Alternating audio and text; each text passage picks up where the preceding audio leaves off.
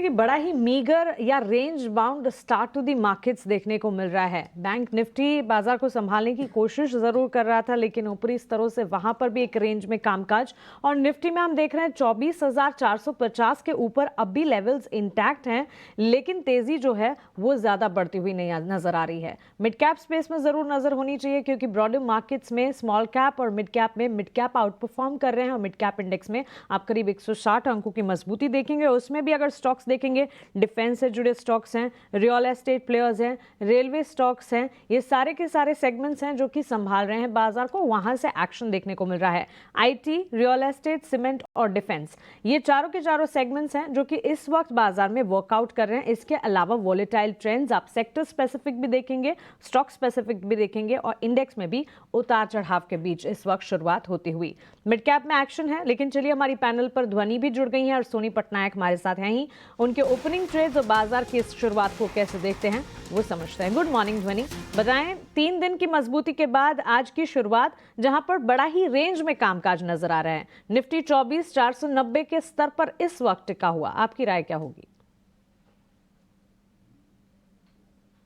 Morning. यहाँ पे index definitely आज अपना जो एक लेवल है यहाँ पे 24,400 का, उसको बरकरार रखने की कोशिश करता हुआ देखने को मिल सकता है। ओवरऑल अगर आप देखें तो यहाँ पे जो मोमेंटम है वो मॉर्निंग में यहाँ पे ज्यादा स्ट्रेंथ देखने को नहीं मिल रही है। ओवरऑल एक यहाँ पे रेंज बाउंड कारोबार आज के सेशन में देखने को मिल सकता है। बैंक निफ्टी की तरफ से सपोर्ट आना काफी इंपॉर्टेंट हो जाएगा यहाँ पे। जैसे ऊपर की तरफ में हम यहाँ पे 52,800 के ऊपर ट्रेड करते हैं, तो बैंक निफ्टी के अंदर से आपको इंडेक्स के अंदर सपोर्ट मिलता हुआ देखने को मिल सकता है। बट जब तक बैंक निफ्टी यहाँ पे एक मूव नहीं दर्शाता है, निफ्टी के अंदर भी एक जो स्ट्रेंथ है वो ओवरऑल मिसिंग होती हुई देखने को मिल सकती है।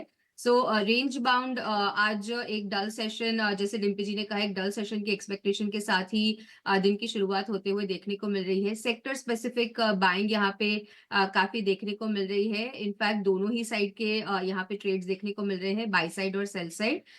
यहाँ पे मेरी तरफ से 2 ट्रेड्स रहेंगे, दोनों सेम यहाँ पे ओवरऑल सेक्टर से है। बट जहां पर एक तरफ एमएनएम के अंदर खरीदारी देखने को मिल रही है, वहां पर ही टाटा मोटर्स के अंदर जो है वो बिकवाली देखने को मिल रही है। तो यहाँ पे हेज करके चलना चाहूंगी मैं आज के सेशन में। एमएनएम के अंदर आप खरीदारी करके चल सकते हैं। नीचे स्टॉप लॉस जो है वो 2950 का लगेगा, और ऊपर की तरफ टारगेट्स जो इसके अंदर बनते हैं, तो मोमेंटम इसके अंदर बरकरार रहेगा 3200 की लेवल्स तक। जहां तक ऑपोजिट यहाँ पे टाटा मोटर्स का सवाल है, तो टाटा मोटर्स के अंदर ऑलरेडी हम देख चुके हैं कि पेरिनियल ट्रेंड एक बेरिश साइड का बना हुआ है। यहाँ पर जब तक ऊपर की तरफ हम वापस से 800 रुपए का लेवल क्रॉस नहीं करते हैं, 805 रुपए के ऊपर डिसाइसिवली मूव नहीं करते हैं, तो यहाँ पे एक बिकवाली देखने को मिल सकती है। तो यहाँ पे 805 के स्टॉप लॉस के साथ सेल करने की सलाह रहेगी। नीचे की तरफ आपका जो लक्ष्य बनेगा वो यहाँ पे करंट लेवल से सेल करते हैं, तो आपको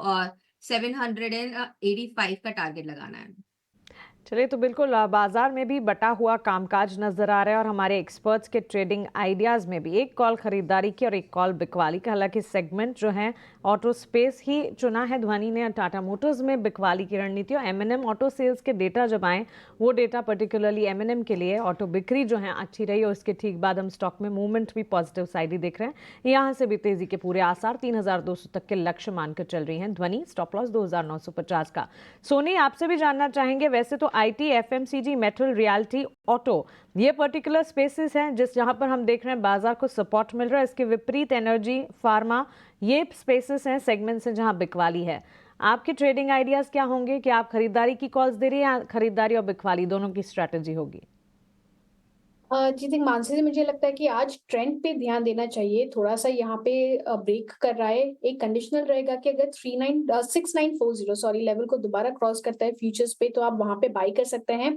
50 ईएमए का एक छोटा सा हर्डल है, उसके ऊपर आई थिंक काफी अच्छे से मूव कर सकता है टुवर्ड्स 7000 लेवल।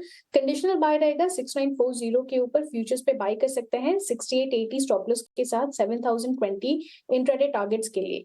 सो ये पहला पिक। दूसरा रहेगा एयू बैंक पे। एयू बैंक पे भी एक बार नजर रखना चाहिए। यहाँ पे मुझे लगता है कि अगर ये 600 लेवल को यहाँ पे अभी क्रॉस करता है तो काफी स्ट्रॉन्ग मूव कर सकता है टुवर्ड्स 615 लेवल। सो इंट्राडे के लिए 594 स्टॉप लॉस के साथ फ्यूचर्स में खरीदारी कर सकते हैं 615 टारगेट्स के लिए।